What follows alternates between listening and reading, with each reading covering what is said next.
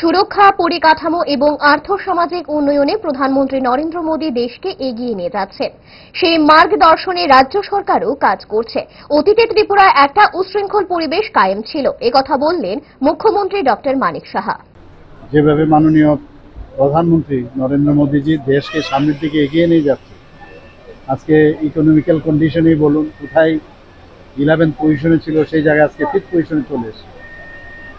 সুরক্ষার দিকে যদি বলুন, আজকে ভারতবর্ষকে যেভাবে সুরক্ষিত রেখেছে, অর্থাৎ সাধারণ ভারতীয় নাগরিকদের সুরক্ষার ক্ষেত্রে উনি কোনো কম্প্রোমাইজ করেন না।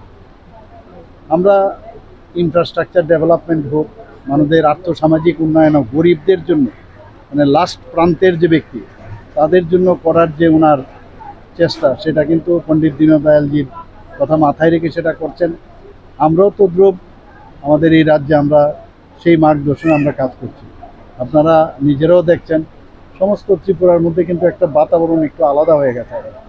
আগের মতো নেই, একটা উচ্ছৃঙ্খল একটা বাতাবরণ ছিল, মানে ঘোলা জলে কিছু করা এই ধরনের এখন অবস্থা নেই।